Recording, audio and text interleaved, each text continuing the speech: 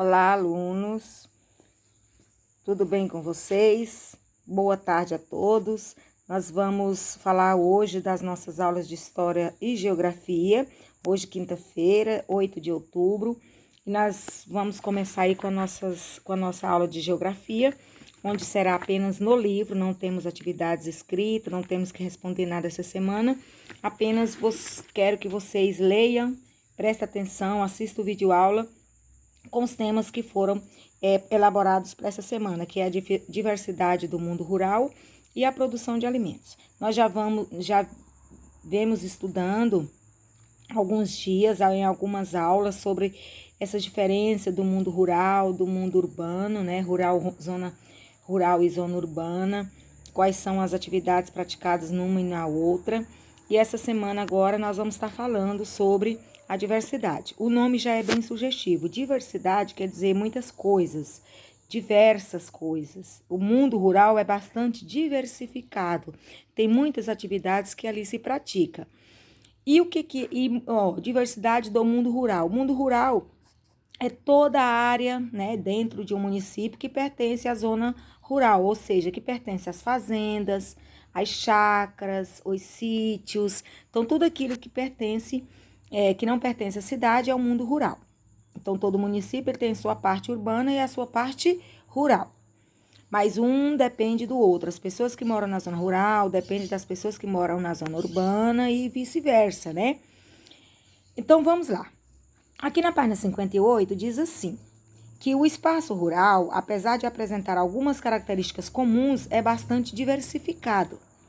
O campo brasileiro apresenta grandes produtores rurais, assim como agricultores familiares, mas também é marcante a presença das culturas tradicionais, como as de comunidades indígenas, quilombolas, sertanejas, caiçaras e pantaneiras. Então, aí nós estamos vendo, né, algumas imagens que estão nos mostrando aí, ó.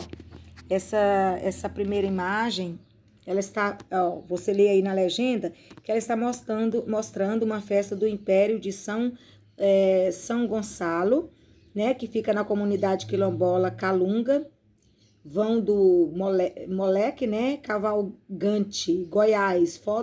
Essa foto ela foi tirada em 2015.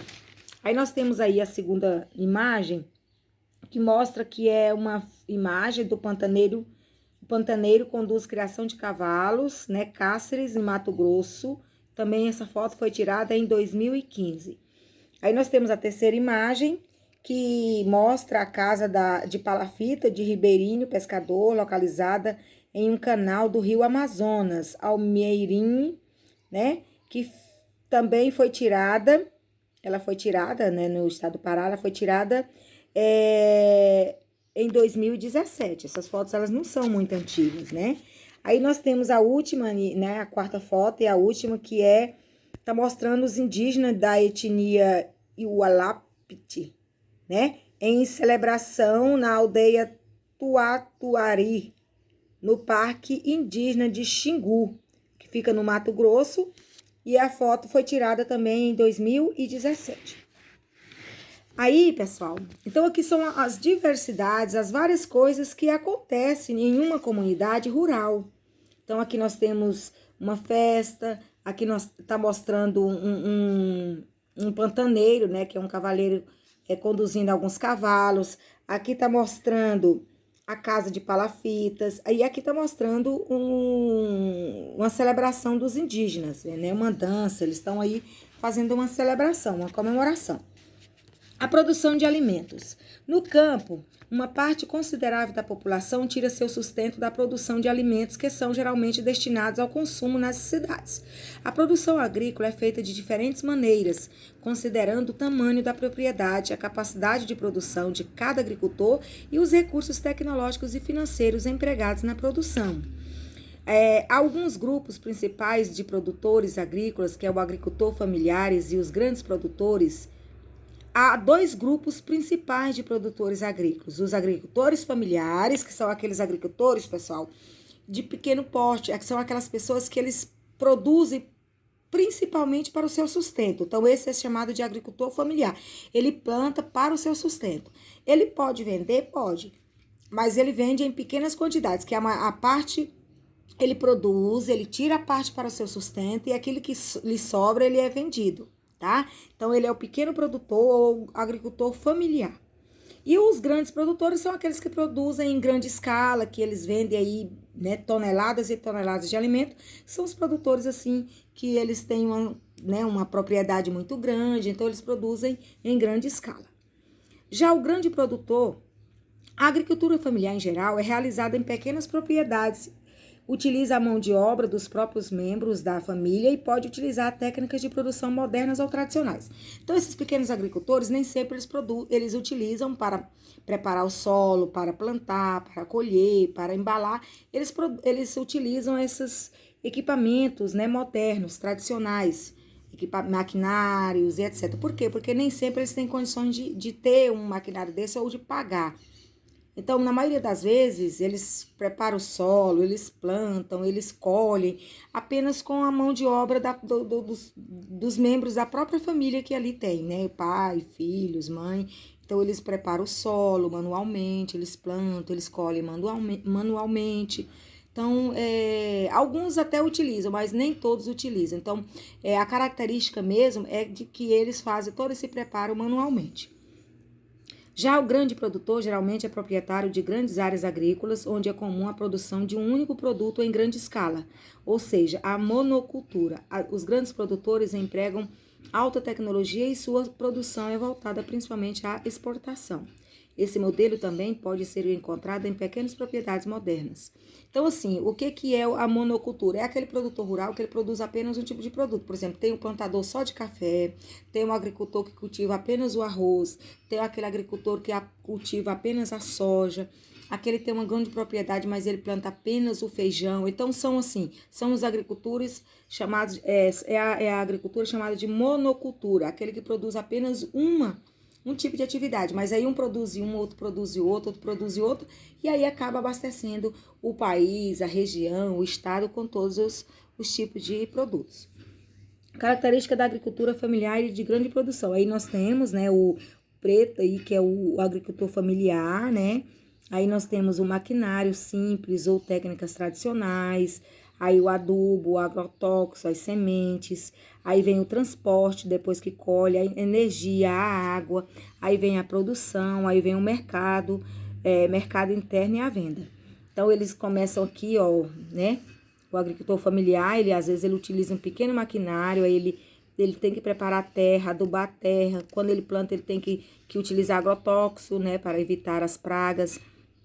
Ele precisa da semente para ele poder fazer o plantio, ele precisa do transporte para ele poder fazer essa coleta, né? Então, ele precisa de tudo isso. O agricultor, o grande agricultor, né? Ele também precisa do adubo, da semente, mas ele utiliza o maquinário para plantar, né? Aí aqui ele usa técnicas tradicionais, aqui ele já usa o maquinário já de primeiro, né? Já bem sofisticado. Aí ele utiliza agrotóxicos, a energia, a água, da mesma coisa, a água para irrigar, né, aquela plantação. Aí vem o transporte, aí vem a produção, que está aqui em grande escala, ele é pouco, aqui ele já produziu muito, né? No caso aqui é um produtor que utiliza a monocultura, que aqui ele está produzindo apenas o milho, né? Aí esse é colhido, vai para o mercado interno e depois mercado externo, que é a venda desse produto. Primeiro eles coloca no local, aí ele distribui e faz a venda desses produtos, e aí aqui está o consumidor, que somos nós, que somos consumidores, tá bom? Então, é essa a nossa atividade de geografia, e agora nós vamos passar para a história, que tem uma atividade, tá bom, gente? História, você também vai utilizar o livro, mas lá na sua apostila você tem a atividade de história. Semana passada nós fizemos a leitura das páginas 40 até a 43, que foi sobre o tráfico negreiro, né? O tráfico dos negros, né? O transporte dos negros, de como que era feito e tal, e aí até chegar nos locais de origem. Aí aqui nós temos a atividade. Aqui na página 41 do livro, a questão fala que você vai encontrar na página 41 do livro de história. A primeira questão diz assim, ó, observa a imagem e responda a questão, A e B. Ó, por que uma das pessoas está segurando um lampião? Bem aqui, gente, ó, você vai observar essa imagem, essa pessoa aqui nós temos uma pessoa que está segurando um lampião. E, ó, você pode observar que a maioria estão deitados no chão, só de cueca, né? Então, por que essa pessoa está segurando um lampião? Provavelmente, né, gente?